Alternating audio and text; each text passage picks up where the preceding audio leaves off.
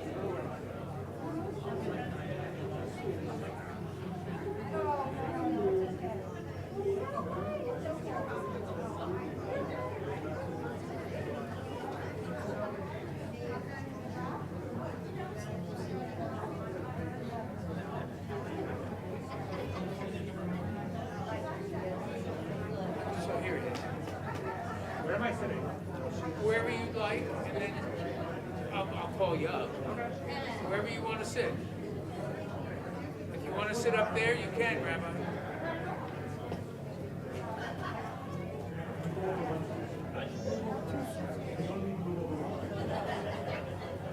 Okay, so, right, so you want me to start. Okay. And I'll call you up. Thank you. Okay. Okay. Good morning, everybody, and welcome. So, I'm not 100% sure why MMAE always waits about a year and a half to install our associate rabbi.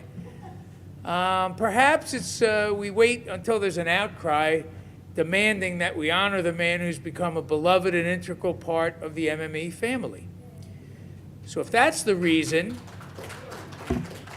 then we're here today to answer that outcry, meaning, Rabbi Finkelstein, you've clearly earned this day. Rabbi Finkelstein comes to the rabbinate with a very distinguished pedigree. In fact, he's a fifth-generation rabbi. Starting with his great-great-grandfather, Rabbi Simon Finkelstein Avasholem, his great-grandfather, Rabbi Louis Finkelstein Avasholem, his grandfather, Rabbi Ezra Finkelstein, who's with us today, his father, Rabbi Joshua Finkelstein, who's with us today. So it's hardly a surprise that young Eli Finkelstein decided to become a rabbi. That pedigree has ultimately redounded to our benefit because as the current rabbinic resident, we have a rabbi who's developing into a superstar. He has connected with this congregation in more ways than we can describe. So many congregants have told me how much they love Rabbi Finkelstein. They love how he cares about them, how knowledgeable he is about Jewish laws and Jewish history, and how amazing his classes are. I'm one of those who logs on to his classes 2 nights a week, and I'll tell you that Stump the Rabbi is not a game you want to play. So without further ado, I want to just give this over for a moment to a man who needs no introduction. He's the architect of the Rabbinic Residency Program. He's the man responsible for bringing Rabbi Finkelstein to MMAE. Home run hitters have nothing on Rabbi Shapiro. He's 3 for 3. And at this rate, he's what they refer to as the mortal lock for the Hall of Fame. Rabbi Shapiro.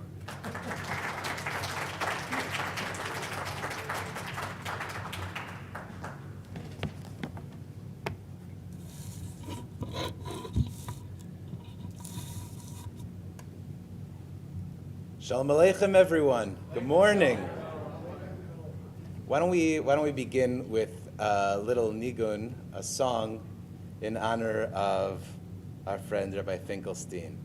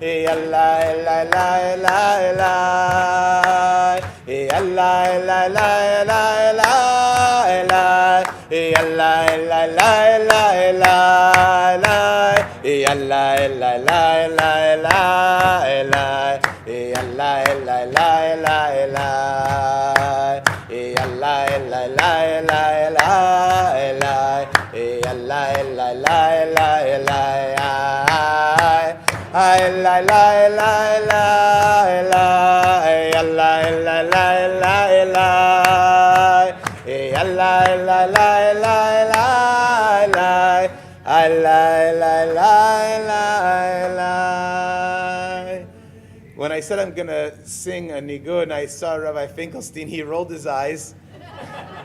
And I think we all do that a little bit because all the rabbis from Yeshivat Chovevei Torah, YCT, and all that they do are channeling a bit of our Rebbe, of our teacher, Rabbi Avi Weiss. And from the very beginning, from when I started this school, towards the beginning of the history of the yeshiva, and certainly when Rabbi Finkelstein was there as well, we were in the presence of this great rabbinic leader who always starts off everything he does with a nigun. And everyone rolls their eyes, but everyone loves it.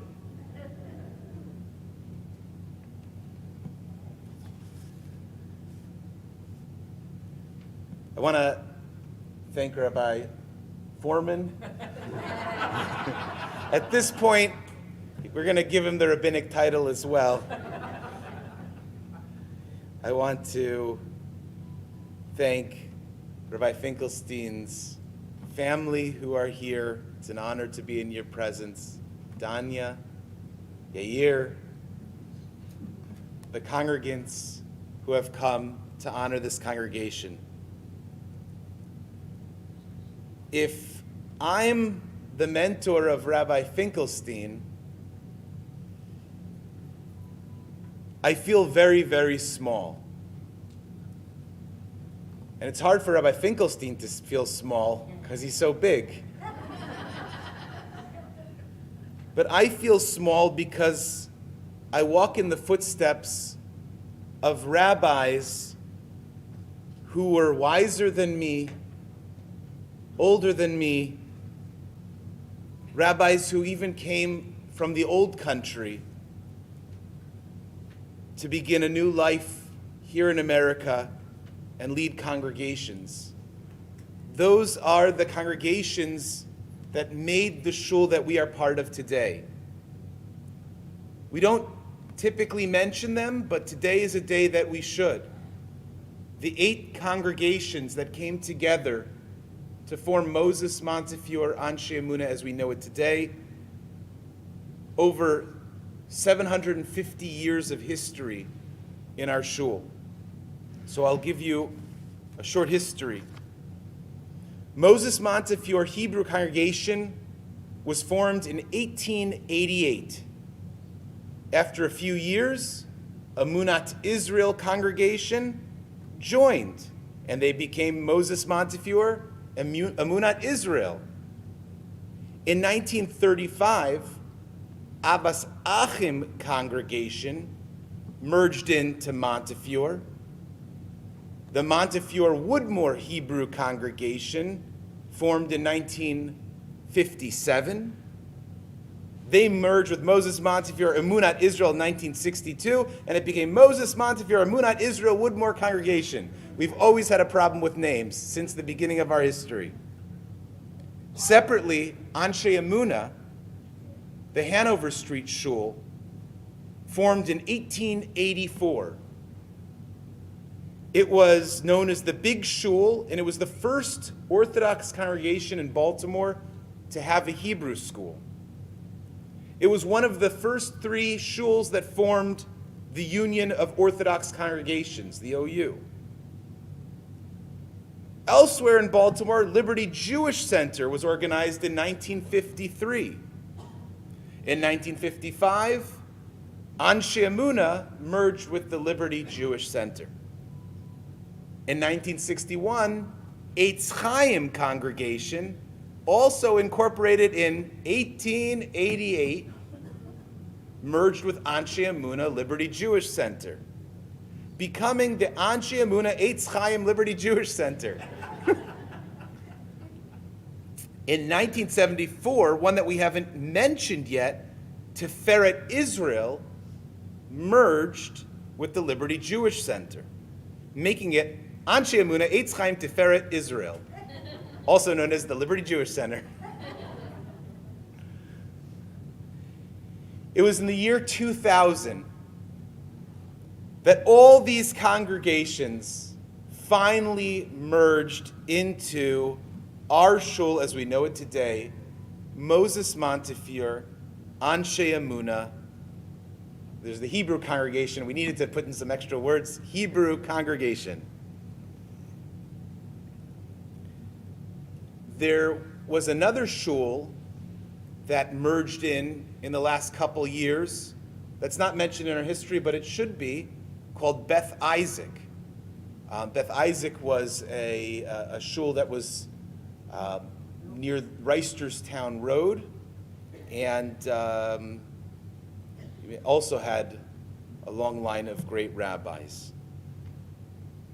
So, Rabbi Finkelstein, when you say you've been part of a congregation, you realize that you are the newest rabbi officially in a line of great rabbis, because we are those shuls. We are the living experience and memory of all those shuls. Rabbi Finkelstein is the third rabbi to participate in the Moses Montefiore Anshe Emunah Rabbinic Residency Program. We formed the program 10 years ago with the idea that we have a unique shul here. It's not your average Orthodox shul. It's its own creation. There's nothing like it. It's a friendly place, an easy place, a good place to learn and grow. It's a place where there's joy, openness, and would give rabbis the ability to find their way in any situation, in any shul that they would find themselves in afterwards. So we decided, why not open up the shul for a residency program? You wouldn't want a doctor operating on you right out of medical school. And you probably don't want a rabbi to do a funeral for someone in your family right out of rabbinical school. They need more training. It's not enough. And so the idea of having a 3-year program where we make sure that they have all the relevant experiences necessary to be a shul rabbi in their own congregation, but they can make all the mistakes here. I can't think of one that Rabbi Finkelstein has made.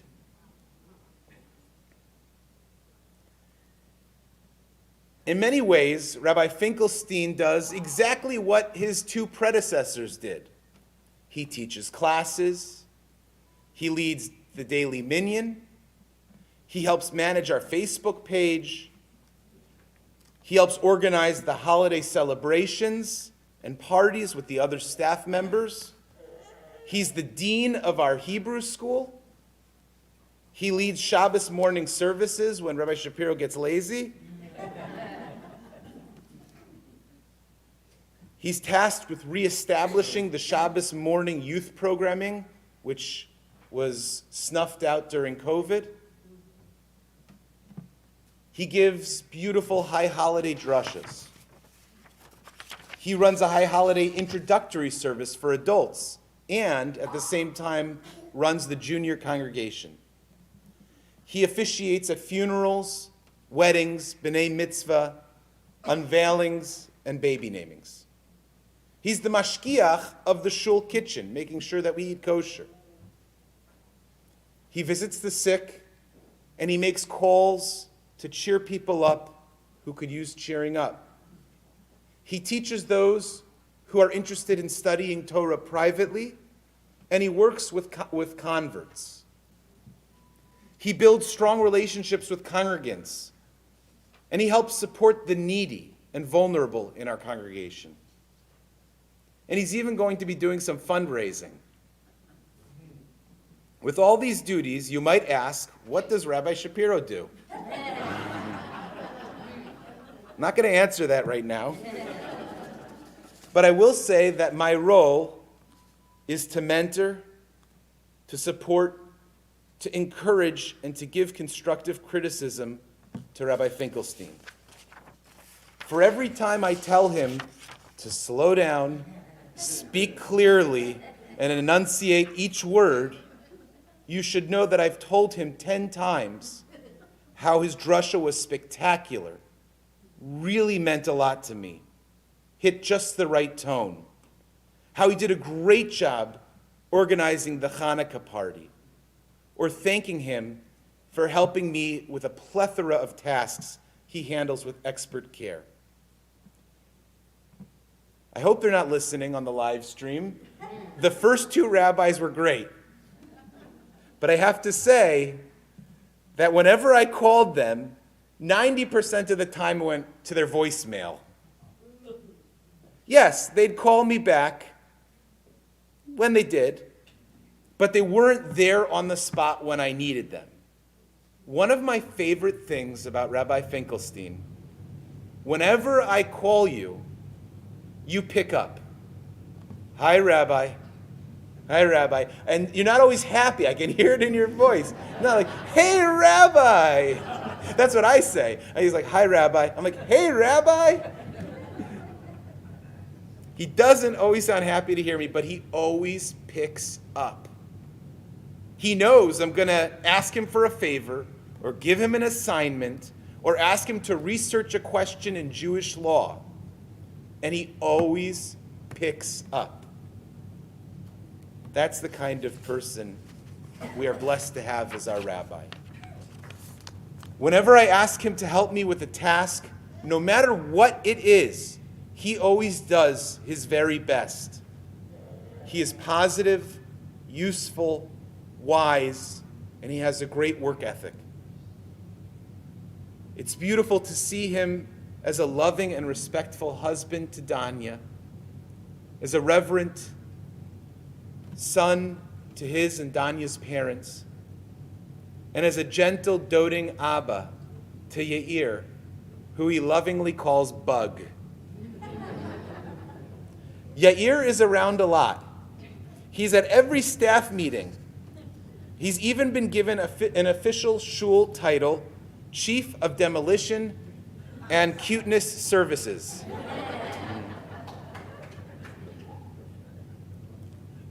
With Rabbi Finkelstein, we are truly blessed.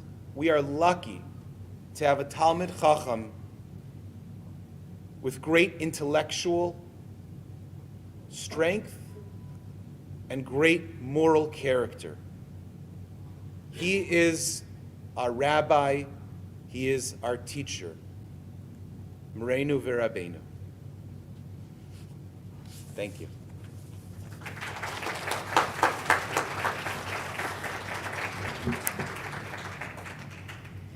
Thank you, Rabbi.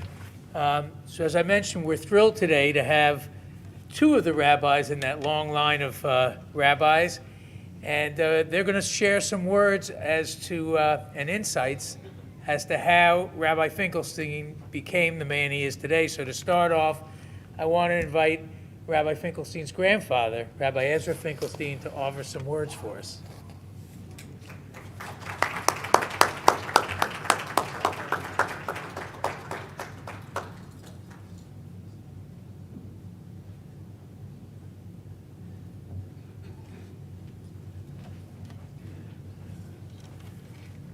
One of the dangers of having to speak is to having followed a great speaker. That I'm here today because my grandson, Eli, has taken on a role which is his and his alone. When I was a young boy, I had a father who was a rabbi. And that people would ask me, are you going to be a rabbi? And my constant answer was no, that's not what I want to do with my life. I had plans to do other things in my life, to write, to travel, to do that. It was only when I was a mature human being, having worked as a fundraiser for the United Jewish Appeal for a while, that I discovered that I liked working with Jews and decided to become a teacher to Jewish communities. I was fortunate enough to be accepted as a student in the seminary. I was the oldest in my class. I was married and had a child at the time. That was a long time ago. That when I graduated from the seminary, I looked at myself and said, I've never been in a conservative congregation, that I'd worshiped all my life at the student services of the Jewish Theological Seminary, which were moderately Orthodox or conservative, but it wasn't a congregation. So I said that I think I should be an assistant. And since I lived in Brooklyn and attended the Flatbush Jewish Center, which was a block from where I lived, that the rabbi said to me, Ezra, you'll be my assistant. And I was for a year. At the end of a year, I went to Rabbi Heller and said, Rabbi Heller, I think I've learned what it is to be a rabbi, that I'd like to go look for a congregation on my own. Rabbi Heller said to me, Ezra, being an assistant is a 2-year proposition. You'll stay for a second year. And I learned. The first year he taught me what I wanted to know. The second year he had me do what he didn't want to. That being an assistant rabbi is indeed, as the previous mentor has spoken, a learning experience. It's an important learning experience because no one is born to be a rabbi. You have to live in that world to understand what you're there to do. I've told my children who became rabbis, one of them at least, that you're not going to change the world, but in the course of your work, you'll touch people's lives. And that's what will justify your work and your existence. There are a whole group of individuals here who have come to be part of this day in Ellie's life. In the course of the years, he may have touched some of you.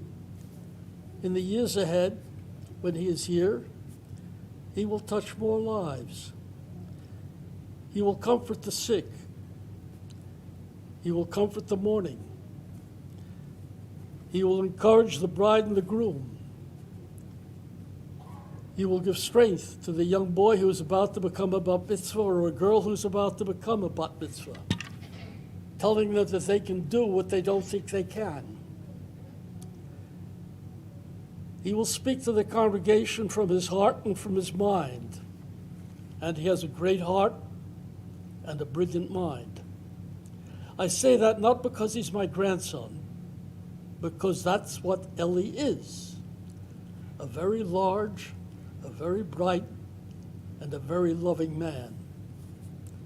If you don't believe me, ask Danya.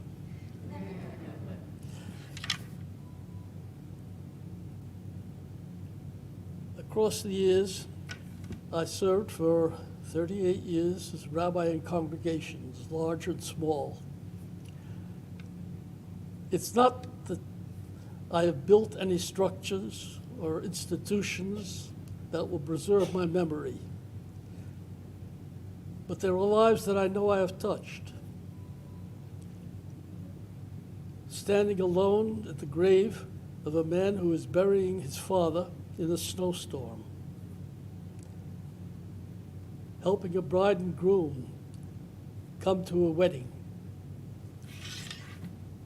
visiting the sick in the hospital, walking to shul on a Rosh Hashanah day for 1.5 miles to blow shofar for a man who, until he was in the hospital, came every day to the synagogue to open it up for the minyan to meet in the morning.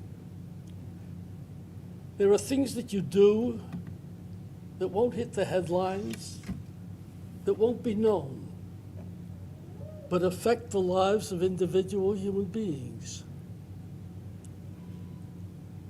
It is that justifies the work that we do.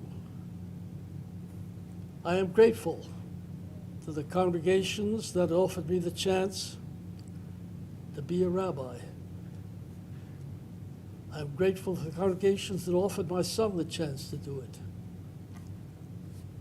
And ladies and gentlemen, I'm grateful to this congregation for offering my grandson the chance to learn what it is to be a rabbi in America in the 21st century. It's not an easy job. It's not always a pleasant job. Its rewards are not financial. They are spiritual.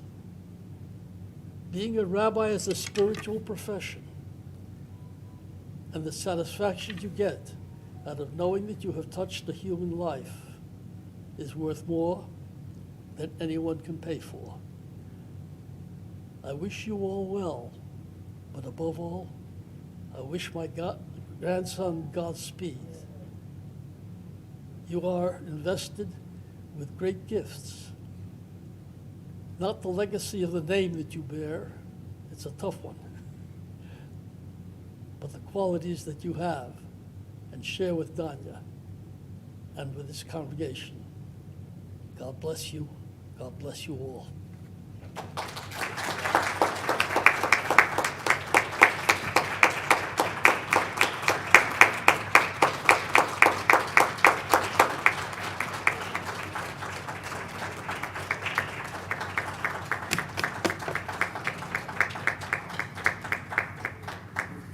Thank you so much, Rabbi. And now we'll hear from Rabbi Finkelstein's father, Rabbi Joshua Finkelstein. You got to follow that. You know,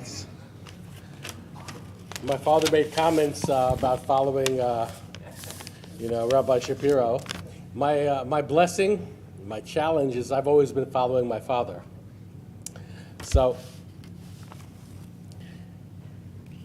I wanted to start off with something, and Jeff, I want to just make a comment on something you said, because I was thinking about this. People have always asked me, how many generations of rabbis there have been in my family. Whenever I came to a new congregation, I usually spurt out a number and, hem and haw.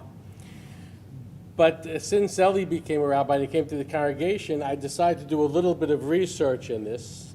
It's not definitive, but the earliest Finkelstein I could see mentioned was Yitzchak Halevi Finkelstein, who was born around 1792 in the 18th century.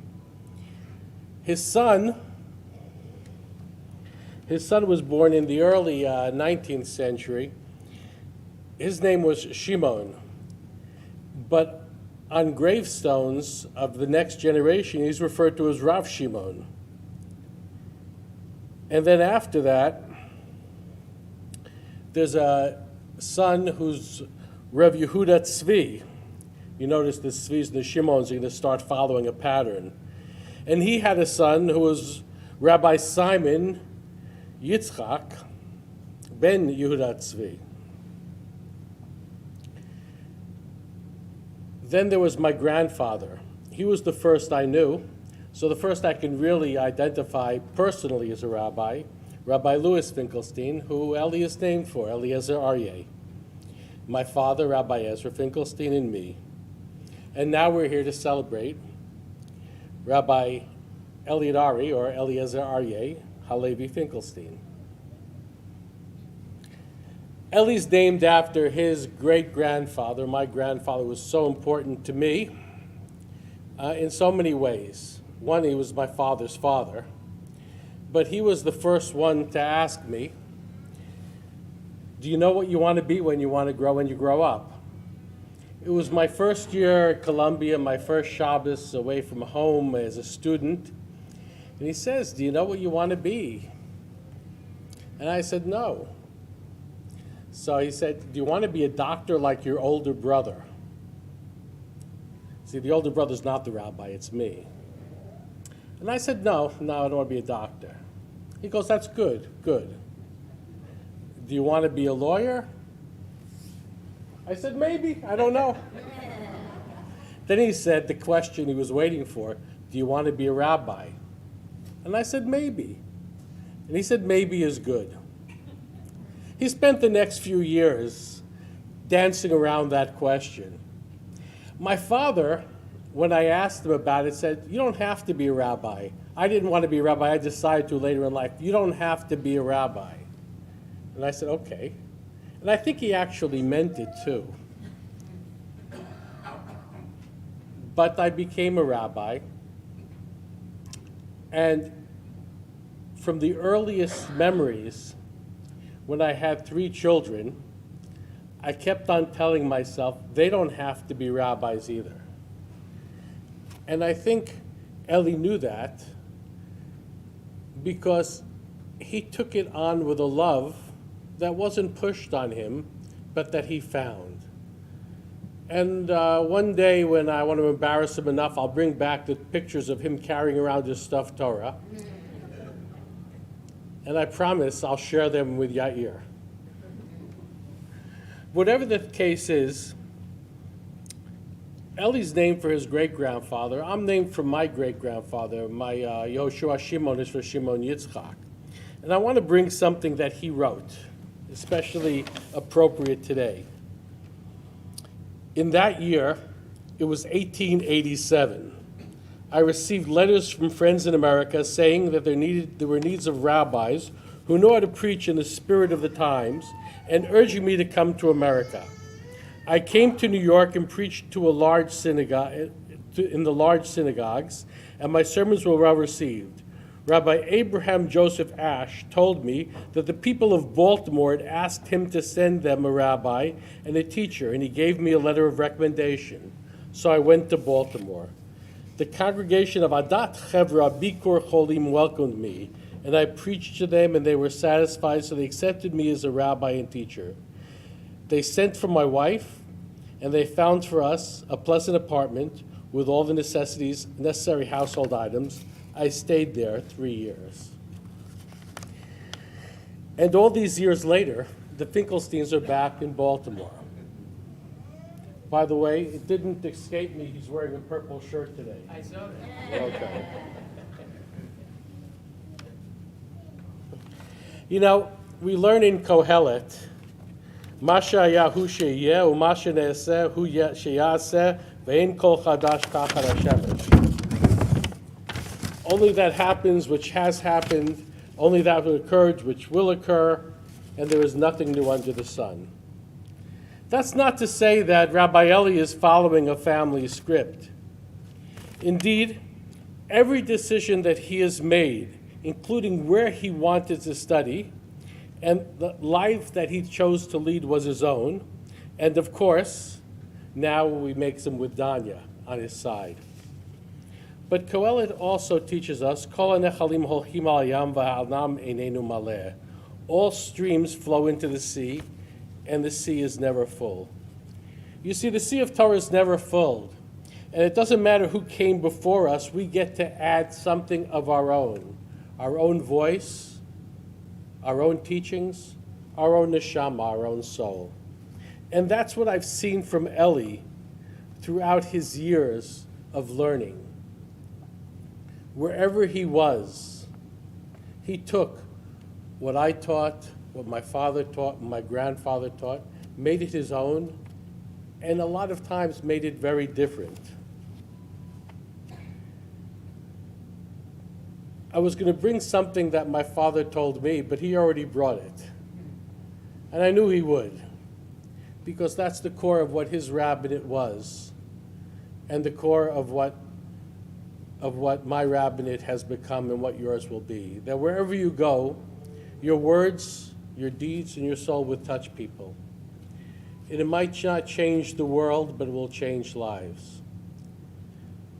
I bring to you another teaching of my great-grandfather, the one who came to Baltimore. When my grandfather decided to leave this congregation in the Bronx and came to the seminary, he looked at my grandfather, and he said, "What's a rabbi without a congregation?" Indeed, you're blessed to have this congregation, and they're blessed to have you.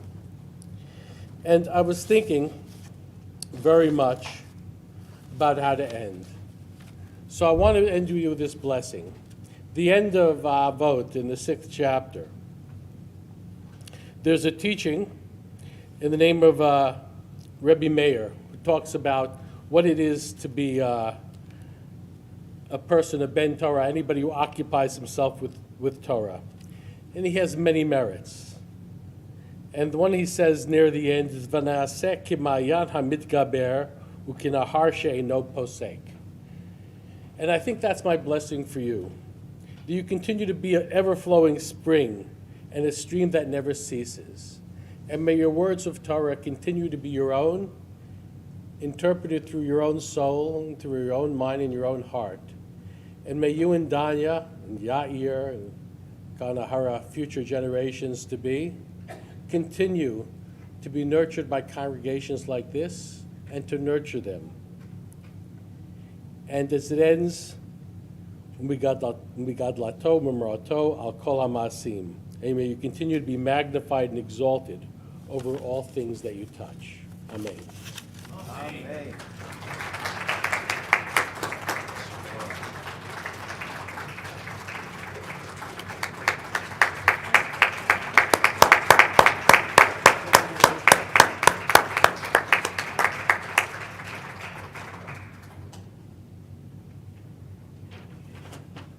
Get that later.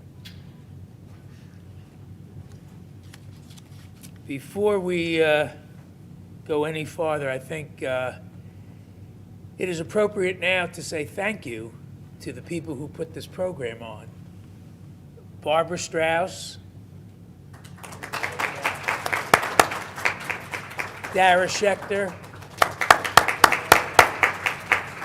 and Brenda Bergen, who unfortunately is dealing up in New York with issues taking care of her parents.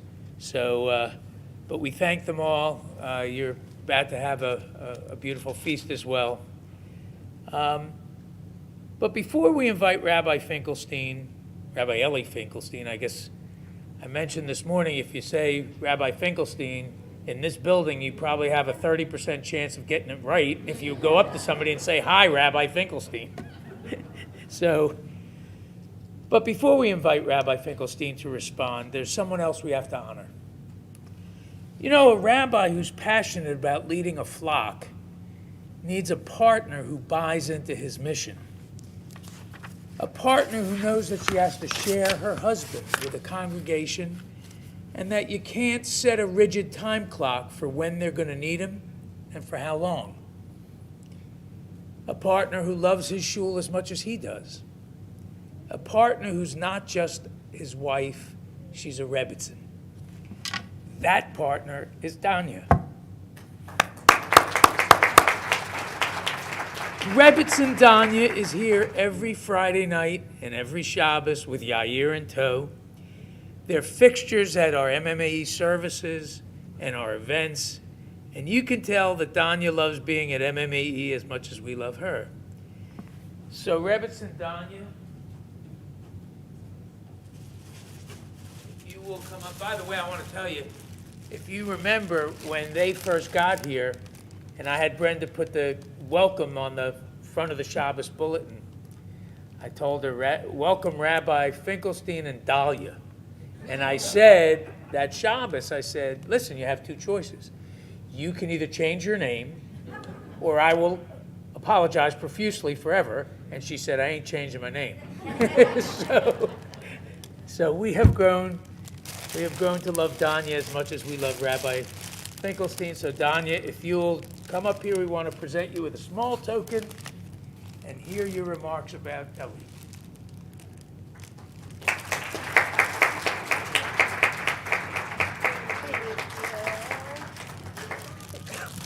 You want to come too? You want to come too? Okay. Here we go. No, you're usually up there. So anyone who knows me knows that I really don't like speaking in public.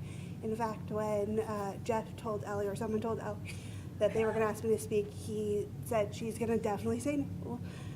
But of course, I couldn't do that because I really do feel the need to tell Ellie how amazing he is. We started dating when he was in rabbinical school, so I knew that I was in for the life of a Rebbitzin. I didn't really know what that meant, and I've definitely learned a lot from it, but it has been just the most amazing experience to watch Ellie grow in this community as a rabbi, as a person, as a father. He works so hard every day in the smallest ways, all while really taking care of Yair. Jeff is not joking that Yair is at every staff meeting because I work nights and I'm asleep. And so Yair is here all the time, and Eli has managed to be the most incredible father while being the most incredible rabbi. And me and Yair really just can't thank you enough for all that you do for us, for this community, and I can't wait to see where this journey takes us. We love you so much, and just thank you all for really accepting our family. I can't believe it's been almost 2 years that we've been here, and it's just really, really a special community. Should we say, can you want to say something? No? Okay, soon.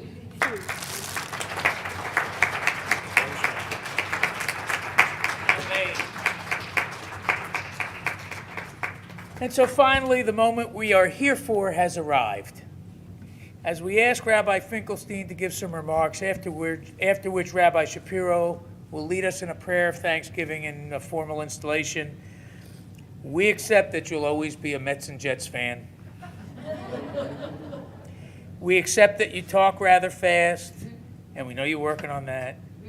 But just know that you add so much to the MMA family, Rabbi. So please come up here and accept 2 gifts. The first is a 3-volume set of, I think we're going to retire Rabbi Melamed because it's the 3-volume set of Shmira Shabbos Kehilchasa. So, and secondly, I found a picture on the internet of 3 Rabbi Finkelsteins. Now, you might think that the middle one is him. It's Rabbi Joshua Finkelstein, but we have Rabbi Louis Finkelstein, Rabbi Joshua Finkelstein, and Rabbi Ezra Finkelstein. And so, Rabbi, you come from greatness, and we hope that you will always see that greatness when you look at this picture. And so we have this for you as well. Friends, I present Rabbi Finkelstein.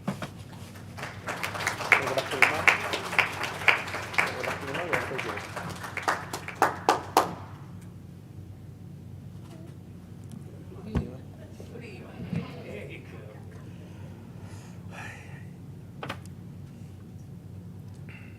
go. There's a story about Rabbi Shmelki of Nikolsburg, one of the earliest Hasidic rabbis. When he was brought into the community of Nikolsburg and he was formally installed, before they had the ceremony, he went to a room in and of himself by himself. And one of his students went to follow him and heard at the door, and he heard Rabbi Shmelki saying, "Oh, what a great honor to meet you, Rabbi." And the student slowly realized he's saying all the compliments that he could ever hear from someone.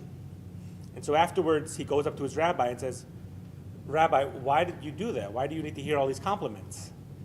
And Rabbi Shmelki responded, "You know, I'm expecting to hear all these compliments, and I don't believe any of them. And so I say them to myself beforehand, and when I say them to myself, I realize they sound absurd.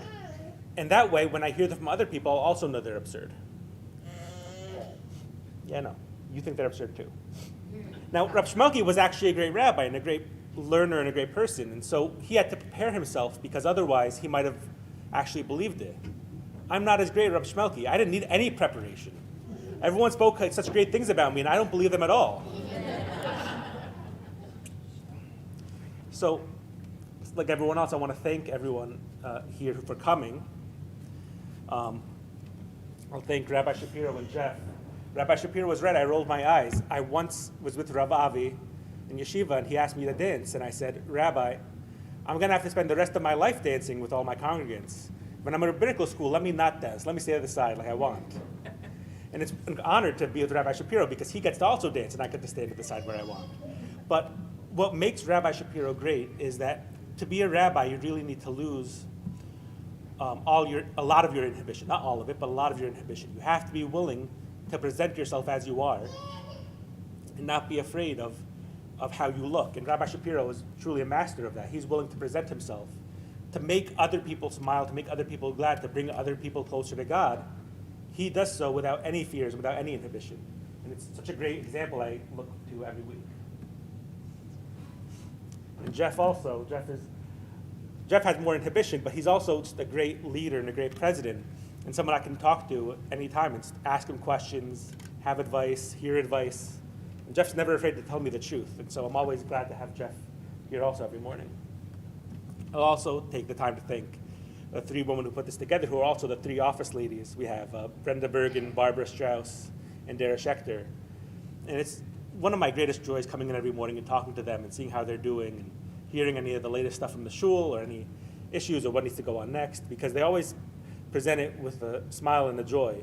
And then, of course, when Yair comes, they're basically his 3 extra grandmothers and 3 aunts. And it's great for him because he gets to meet more people. And so he definitely loves it. And then I'll thank my family in the front. Danya isn't here, so I can thank her now. And she didn't have to get embarrassed, so she's the best, and I love her very much. And I truly said, I sat at a staff meeting as they said, we're gonna ask Danya, and I said, there's no way she is going to speak. She hates public speaking. She hates saying nice things about me when she doesn't have to. She's never gonna speak. And then Rabbi Shapiro runs out of the office, and he says, Danya's gonna speak. And I went home, I texted her, what did you do? I was like, did you do this while you were asleep? She's like, no, I wanted to say something nice about you. So thank you for that, Danya. I'll thank my mom and my sister Becky, who are here, and my sister and her wife Sarah and Kelsey, who are watching online, I think. Or not, it's probably a nicer day in Minnesota anyway. Who are here and have always supported me and been my greatest teachers and have always put up with all of my nonsense. And I appreciate that. And my grandfather who's here, I hope you understand what I have to look up to when you hear my grandfather speak, because you might think he prepared this and he spent a lot of time working on it. I once was at a Friday night dinner with him where he gave this speech times 10, just to a couple of in-laws. This is who he is. He likes people and he likes engaging with people and he likes telling stories. And no one ever gets tired of them. I've heard all these stories before, most of these stories before, and I still, every time, I'm like, this is a great story. How does he do it? How does he get away with it? And then my dad, no one was in front of me, so no one saw me tearing up, except for you two maybe. My dad got up here. I'm gonna tear up again. So my dad is my Rebbe, right? My great-grandfather told my grandfather, you should be a rabbi. My grandfather told my dad, you don't have to be a rabbi. My dad told me, you shouldn't be a rabbi. Go make some money, let me retire early. Go do something worthwhile. And I said no, because I saw him every day since I was a kid. People always asked me if I wanted to be a rabbi, and I always said yes. And even before I realized what it meant, I knew what it meant because I saw him. He was my first teacher. He was my first role model, my first example of what it meant to serve the Jewish people, to bring them closer to God. And in fact, if you spend a decent enough time watching us speak, I just stole all of his tricks. So he is my greatest Rebbe and my greatest teacher, and I love you very much. So I feel like I can't get away with sharing a little bit of Torah. And of course, it's a little bit of family Torah, because this is something from the Talmud that I saw in my grandfather's office. It's a statement in the Talmud by Abaye, one of the great rabbis of the Talmud. Hai Tzurba Barabanan, with regards to Torah scholars, the Rachamin Le Bnei Mata, that the entire community loves him. Lav Mishum de Malei. It's not because he's a great rabbi. Ela Mishum de Lo Machach Lahu B'Milei Tishmaya. He doesn't reprove them enough. He doesn't make them angry enough at him for bringing up divine matters, for bringing up the Torah. What this means, and what I believe this means, is that a rabbi can't have an 100% approval rating. If a rabbi has an 100% approval rating, it means the rabbi hasn't done a good job. Because the rabbi's job is to challenge and to make people think deeper thoughts and to think larger thoughts, to make them uncomfortable.